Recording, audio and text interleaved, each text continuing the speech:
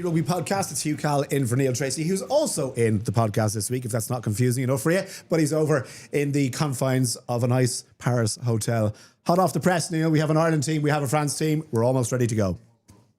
We are, Hugh, and we even have the rain over here in Paris as well. Oh, lovely. You feel right at home, just so I'm not feeling too homesick. We got in yesterday into Paris, and it was a beautiful day. Like really one of those lovely sunny wintry days, and a lovely early morning commute out to La Défense for the Ireland team hotel this morning. And the rain was lashing. It's nice and cold. I think it's going to be about a 50-50 chance of a rainy night in Paris on Thursday evening. Well, listen, Birch and I have loads of restaurant recommendations that'll keep you nice and warm. A bit of cheese, nice bit of red wine. So if you're looking for any of that, no problem. Yeah, but listen, we obviously have an Ireland team. So look, give us the Ireland team first of all, if you don't mind. What's the big news? Yes. Well, the big news is Jacob Stockdale in for it's actually his first Six Nations appearance since the final round of the 2021 championship. Nearly 5 years since his last Six Nations game. He's in for James Lowe. That's a selection call rather than an injury for James Lowe. Cian Prendergast, he's rewarded for his good November form. He takes the number 6 shirt. So Ty Byrne will stay in the second row. Sam Prendergast starts at out half as well. So it'll actually be the first time the two of those brothers start a test for Ireland together. Tadhg Furlong remains out. Andy Farrell, though, said that he is pretty much on track to be available next week. This was just a little bit too early, but he fully expects him to be fit for the game against Italy next week. So Thomas Clarkson comes in and starts in his place at tight head prop. Finlay Bealham is on the bench. And then the loose head selection went the way of Jeremy Loughman. We probably figured it was going to be one of the Munster two, Loughman or Michael Milne, but it's Loughman who gets in there. His first appearance since the second round of 2024 for Ireland. Michael Milne then is at loosehead prop. Dan Cian at hooker. Joe McCarthy back into the second row after he missed out in November as well. James Ryan is going to be in reserve on the bench. That's a 6-2 bench split. No place, unfortunately, though, for Munster's Edwin Adogbo. I think a lot of people thought he might have been worth a shot. Nick Timoney and Jack Cronin are the extra forwards in reserve there. And the rest of the team is pretty much as expected. You've Caelan Doris at 8, Josh van der Fleer at open side flanker, Jameson Gibson Park and Sam Prendergast in the halfbacks. Craig Casey and Jack Crowley are covering the back line off the bench. Stuart McCluskey and Gary Ringrose in the centres. Stockdale, as I said, on the left wing. Tommy O'Brien on the right. And then Jamie Osborne, he's back fit, passed a fitness test after his shoulder injury in November. His first game since then.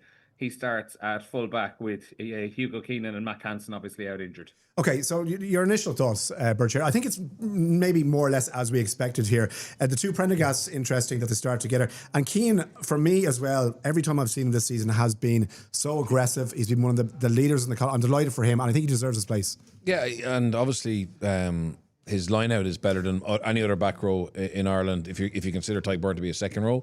And even his line-out calling is very good. So I think you're looking at what France were likely to do, and what they have done is they've gone for a very mobile back five of their scrum.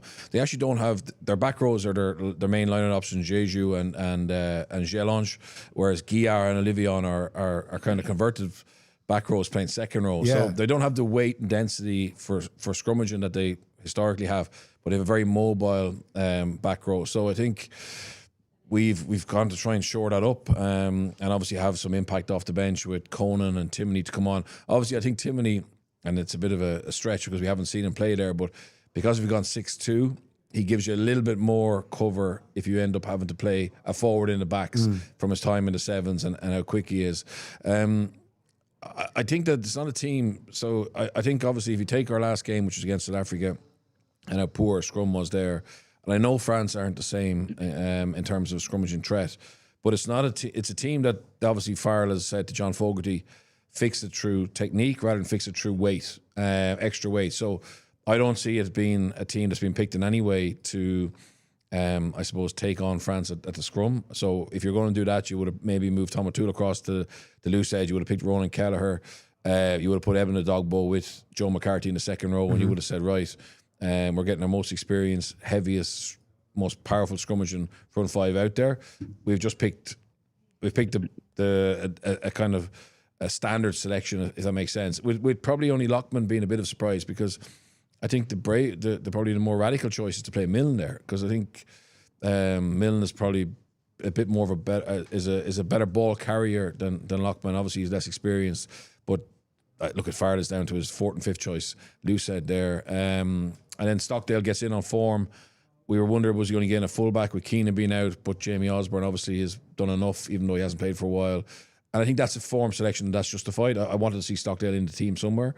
But Osborne's challenge is going to be massive because despite the maybe perception that France play, they're very rigid in their kicking game, and there's going to be a lot of high balls, and he will have a huge X on his back in terms of them targeting him. It says a lot about Osborne, I think, and Andy Farrell sees him mentally, that he's willing to throw him straight back in here with virtually no rugby for the last while in the Stade de France in a Six Nations opener against the defending champions, Neil.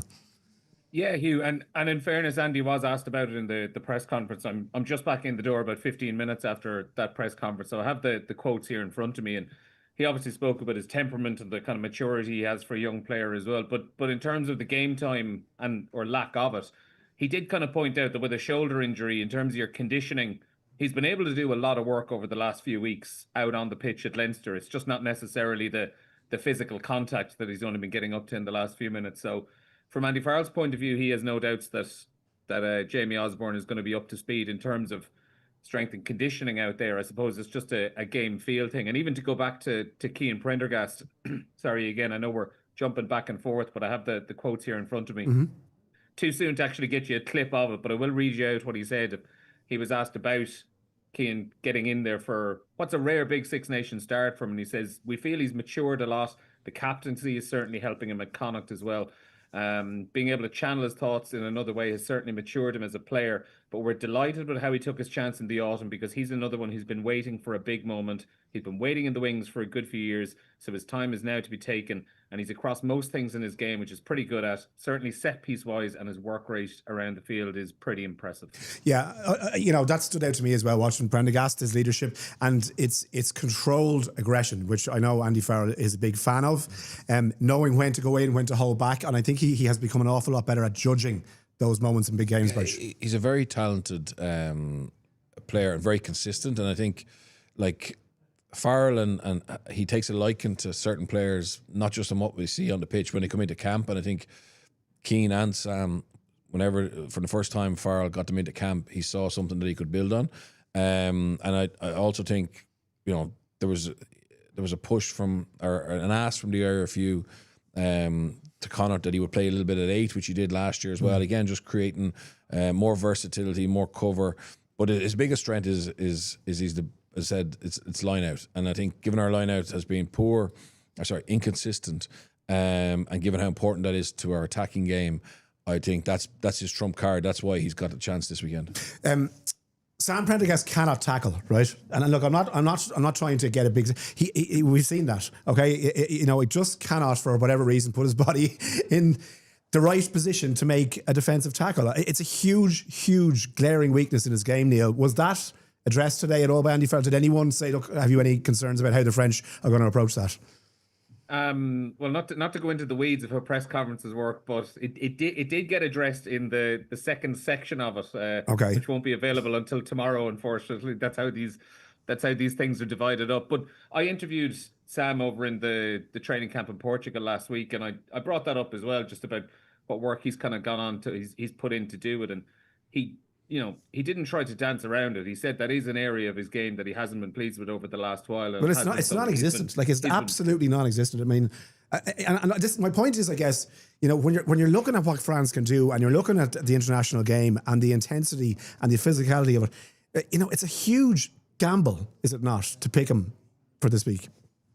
It is a gamble. It certainly is. But I think the Irish coaches, they obviously have a liking for him. I think it's pretty obvious at this stage. They've gone out of their way to stand by him and stand up for him as well. I was on the receiving end of a bit of a tongue lashing from Andy Farrell last November when I asked about what sort of work is he doing with Sam around his defending, and there were accusations of a loaded question to try to deflect things. So I've been on the receiving end of that as well. But look, they obviously see the skill set there. They think he is the long-term future in terms of their attack. I think ultimately it is going to be one of those things where they're going to have to keep putting him in. If they do want to stick by him, I'm not saying that this is what they should be doing, but I'm saying if that is their plan and that's what they want to do, to stick by him, you have to keep putting him in there, keep exposing to it, keep exposing him to it, and ultimately he's either gonna sink or swim in that environment. I do think though, I will say, I think in the Leinster La Rochelle game, and there were a couple of other moments in the latter stages of the January window there. I know he got stood up really badly for one of the La Rochelle tries, but he did make two very, very crucial ones later on in the second half when he was playing down in full back. Two couple of last ditch efforts. I do think it's an area of his game that he's, I'm going to say, improving, but it still needs to have a lot of improvements in it. Yeah, and let me counter that by saying, attack-minded, he's the best choice. There's no question. His speed of thought, Bernard, his ability to pick out passes, to run a back line is the best of the three by a long way.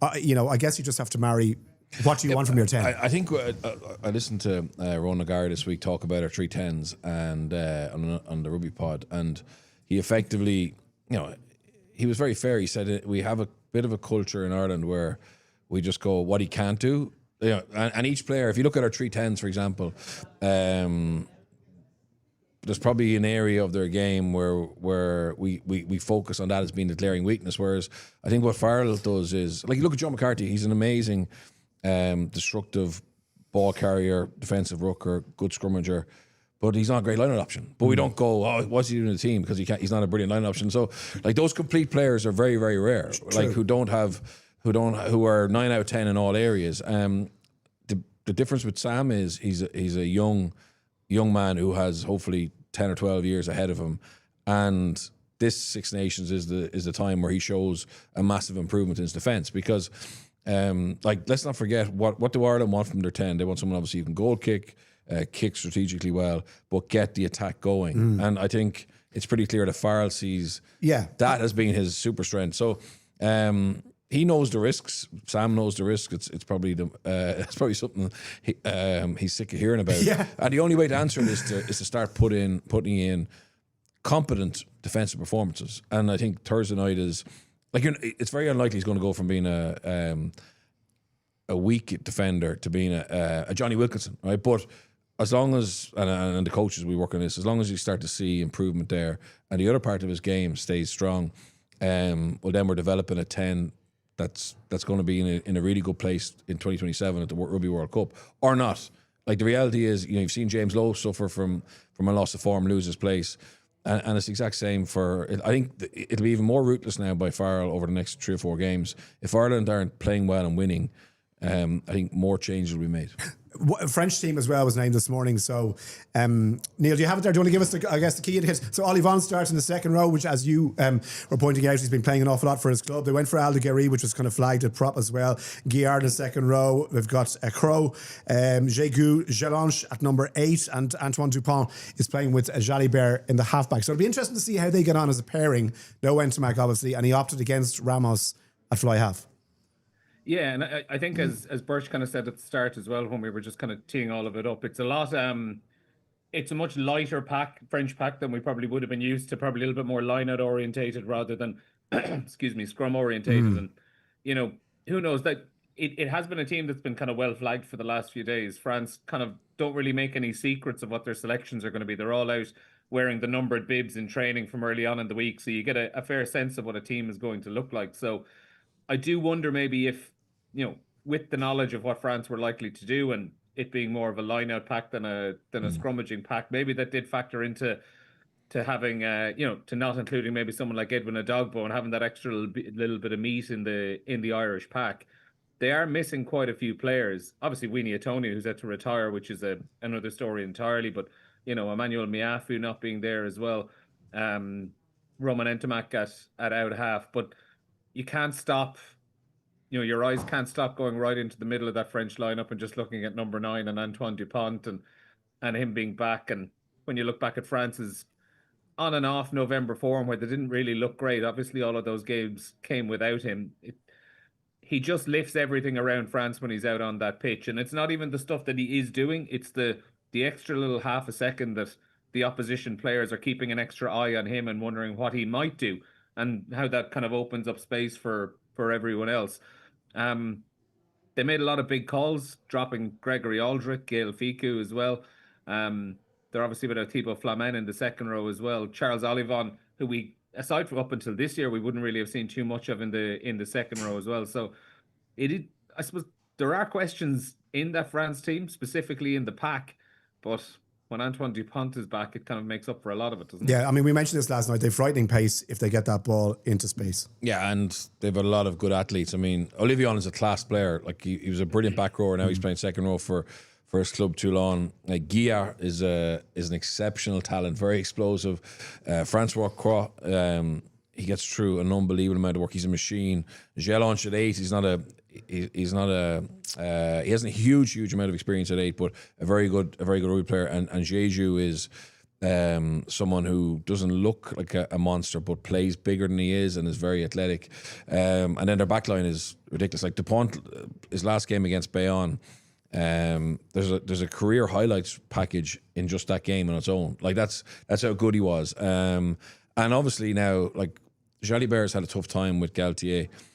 He's always preferred Ramos or Intimac, if Intimac's fit, obviously, with Dupont. But Jalibert's individual form has been outstanding. The pace he has, the confidence he's got from leading Bordeaux to a Champions Cup. And then, Adesobe, Ramos, Deportier, Mofana, Biabari, it's a ridiculous backline. And even though in November they weren't good, they weren't great without Dupont, some of the scores they scored from long range were like frightening. And it's like Simon Easterby, I heard him talk this week, and you might have been there, Neil, around, he loves the fact that all the provinces have different ways of defending. That's fair enough, whatever, but like I wouldn't say that all I think Ulster and Leinster are obviously the two best defences, but you can't say that Ireland are going in here into this game with a real confidence around their defence either. And if we don't get that locked down, we will get exposed. Particularly in the back three as well. And Neil, each player deserving of their place on form as well. Osborne, we know, is coming back from injury, but they need to gel as a unit and they need to be communicating throughout the entire 80 minutes to try and contain what France are going to do, which is put Pierre Barry particularly into space with the pace that he has. Yeah, like I think if you're talking purely on pace, you would be a little bit worried about the Irish back three. Like Jamie Osborne, he's an outstanding footballer and he's a very, very intelligent rugby player. But for a full back, he is very, very tall, and he played out in the wing last year, if memory serves me correctly, and it didn't go particularly well in that Ireland-France game. Stockdale, look, there have been question marks over his defence in the last few years. I don't think it's kind of come up as much maybe in the last year or 18 months, because there have been maybe other wider things going on in Ulster rugby, and his attacking game has kind of come on so much as well. So people have been looking for him to get a shot in there as well. Tommy O'Brien obviously does have that bit of pace that Ireland have been lacking in recent years, and he's been an excellent addition to Irish pace, not French pace. He doesn't have Bielbarri pace, but he's quick. He can move. He can move. In fairness to him, yeah. But I think there will be a real concentration on trying to avoid, where possible, getting the ball out into those wide channels for France as well, and that's probably where the kicking game comes in as well, and really being protective and being smart around where they are kicking and trying to knock those balls back in the right directions. Because when you have players out on the wings like Adesobe and like Bielbarri, if there's a bobbling ball and you get two quick passes out into space there, when players are probably honeypotting around that bobbling ball, that's where the real danger is. And it's not really something Ireland have got to grips with fully over the last few months. Neil, can I ask you a question? Obviously, probably this Irish squad, when they came together, they may be lacking a little bit of confidence because of two blows to that confidence in November, the All Blacks in Chicago and obviously the last game against South Africa. I mean, what's been the feedback or the feeling around camp in Portugal? I think there was a really important camp for Farrell leading into Six Nations, but what are you hearing on the ground there? Everyone has been quite confident, and not in a cocky way, just generally I think kind of wiping the slate clean from November and being very, very aware of what went wrong. Sometimes you can go into a campaign off the back of poor form and kind of be wondering about what were the things that went against you last time round. I think there's a fairly clear and obvious set of things that Ireland fell down in October, be it defence, be it discipline, be it their set piece as well. So there has been quite a good bit of confidence around there, just that they're not maybe as bad as people are making them out to be. I would always say, though, we always come into these camps and they do always make the right sounds and they do always appear to be confident. So you never really know what to expect. I would say, though, if you look back over the last few years, Ireland generally have started a Six Nations campaign very, very well. Last year, it was that game against England. I know it was a little bit patchy in the first half, but they kicked on in that second half, and it was arguably their best performance of 2025 in the second half of that game in the Aviva against England. The year before, obviously, that was Marseille in France, when we were all coming in thinking about a World Cup hangover, and they absolutely blitzed the French, a record win away at the Stade Velodrome in Marseille. I know it was a France team without Antoine Dupont, but it was still an outstanding performance. And then even go back to the first game in 2023 when Ireland beat Wales, and they picked up a couple of injuries right before the game in the couple of days beforehand. It was a little bit concerning, particularly after a November that hadn't gone quite right. So they have started the Six Nations very, very well in the last few years. But as I say, there's been a very concrete awareness of what went wrong in November, and I think they've been working hard on those things, specifically discipline, which I'm sure we'll get to in a few minutes. That's something that has come up in. I'd be almost certain we've spoken to 3 coaches and about 5 or 6 players over the last week or so between Portugal and Paris, and discipline has come up in, I would say, almost every single one of those press conferences. That's really interesting, Neil, because I think from speaking to players, off the record and just chatting up till now, they haven't. I've been quite critical of the discipline, and they haven't seen it as being an issue. Because results haven't been affected. But obviously, the South Africa match, the New Zealand game, Leinster have been managing to win, but their penalty count has crept up to be quite consistently high, and obviously some of the other provinces have suffered from it. So it's good to hear that they've finally addressing that, because, as I said, it seemed to be the people putting their head in the sand, and it was seen as not being an issue. I heard a stat yesterday. The last 22 tests, essentially, there have been 22 yellow cards for Ireland prior to the 2023 World Cup. 3 yellow cards in 29 tests. I mean, that is a phenomenal drop-off in discipline. Hugh, that's my stat. I've been parroting that one. I have I'll tell you this now, Hugh. I'll tell you this Some now. genius. He was a magpie. I have an Excel spreadsheet that I update after every round of international. You're an amazing.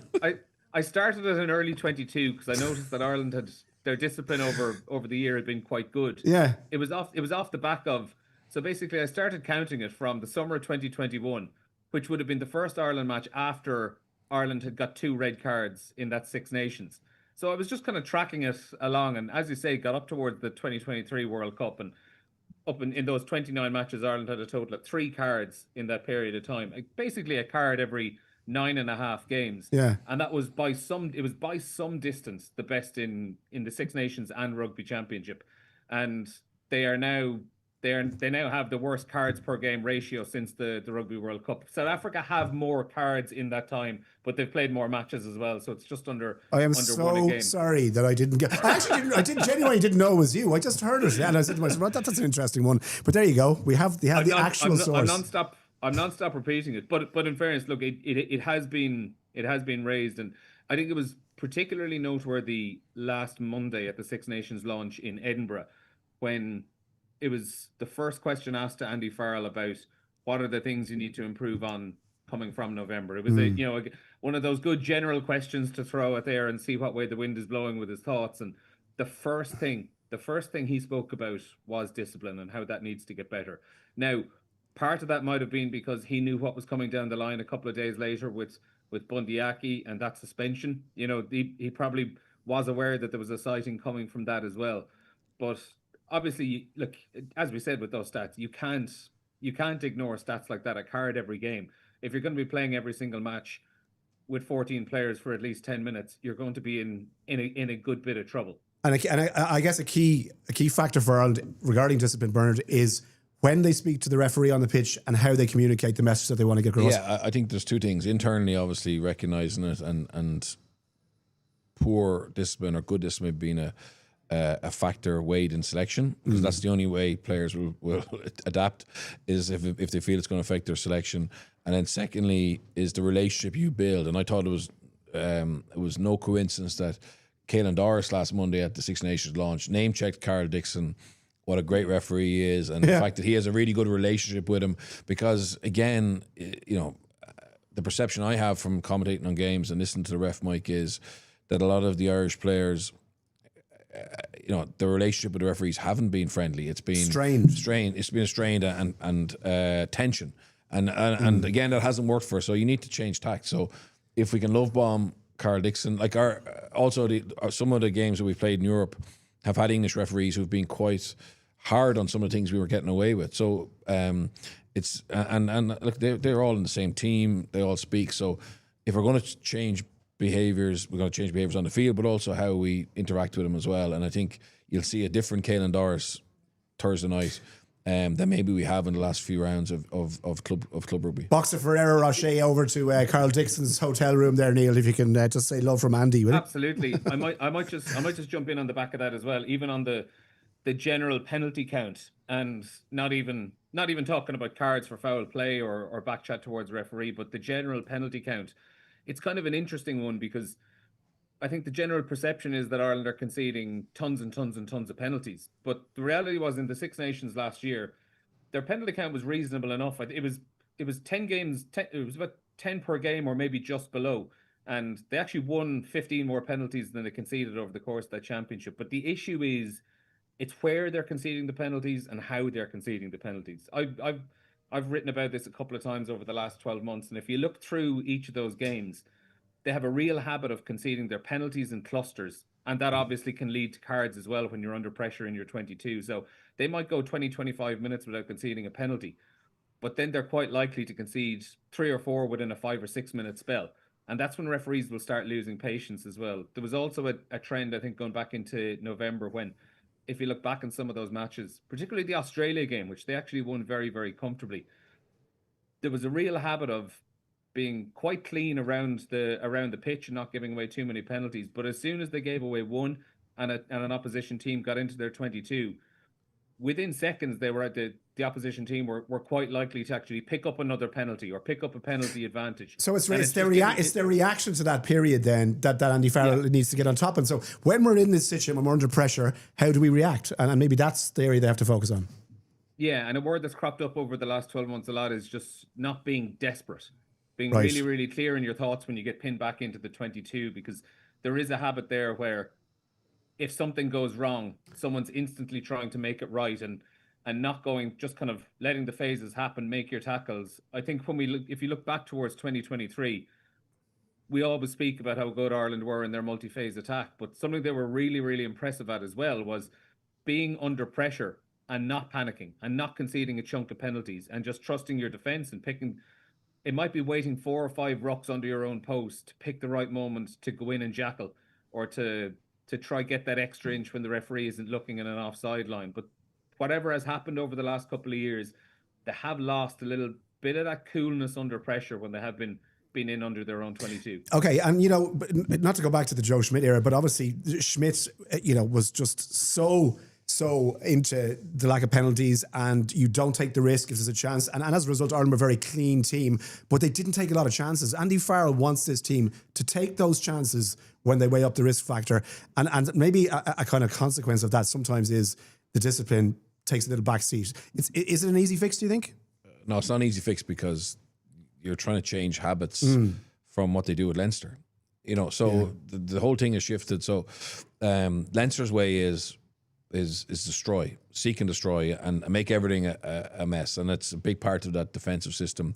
And it does suffocate teams and take the legs from, there's way more to Leinster's defence system than the kamikaze blitz that we see. It's effectively what they do around the breakdown, what they do around the tackle area, and they push and push and push. And they get rewarded for that because they're now on a winning run, right? Now, obviously, it has to lead to, we'd see if it leads to European Cups. But so that's the biggest difference. So there's less Leinster players in this team than normal, but it's still a very much, it's backboned by a lot of Leinster players. So that's the biggest challenge for Farrell, is that you're trying to change a philosophy or mindset that they do week in, week out. And look, this isn't new. Fabien Galtier has 14 clubs to try and get them on the same page, or Sean Edwards has from a defensive point of view. But that's something that we never had before. In the last 7 or 8 years in Irish rugby, it's been fairly aligned. So Joe Schmidt left Leinster to go to Ireland, but Leinster kept doing a lot of the same stuff because so it's continuity. Continuity. Stuart Lancaster came in with Farrell around the same time as Farrell, and they would have a similar way of talking about discipline, about playing. So it's something that has crept up on us over the last 2 years without us really realising it's a critical issue. And now I think everyone realises it. It's how we can stop it. And because there's so many Leinster players in the Ireland squad, you just have a huge task of trying to shift the mindset en masse from all those players into an Ireland mindset, which is different, Neil. Just a quick word on what the atmosphere is expected Thursday night. Like, have you any sense about how the French are feeling about it Thursday night at the Stade de France? I mean, I have to say I'm really looking forward to this one. And the Irish players as well, how they handle the occasion. Some of the new guys coming in is going to be a big factor in determining how well they do.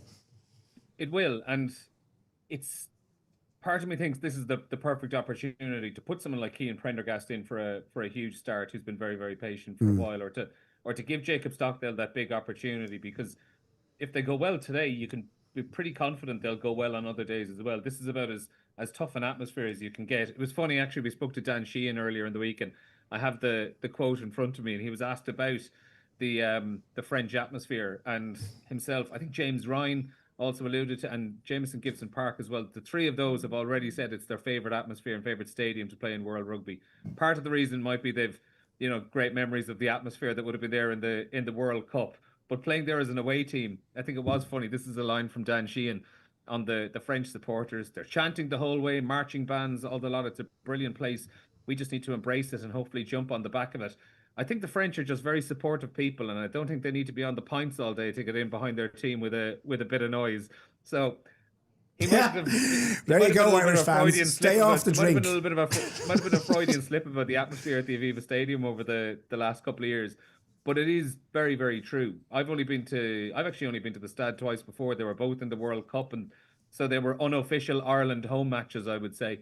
But just experiences from Marseille a couple of years ago, like that was an outrageous atmosphere, and I'm expecting something similar again. Particularly, like, you have to think the whole Weenie Antonio situation over the last week is going to come into that as well. It's going to be a huge motivating factor, not just for the players, but I think there'll probably be quite a lot of emotion in the air as well.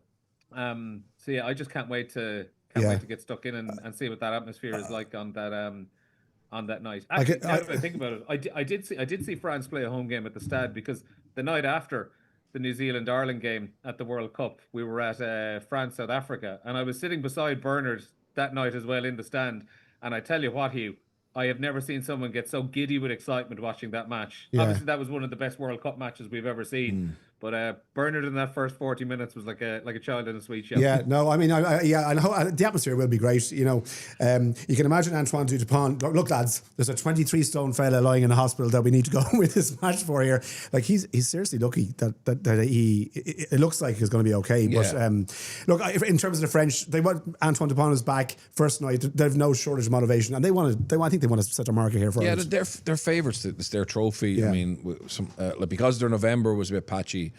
We're nearly we're maybe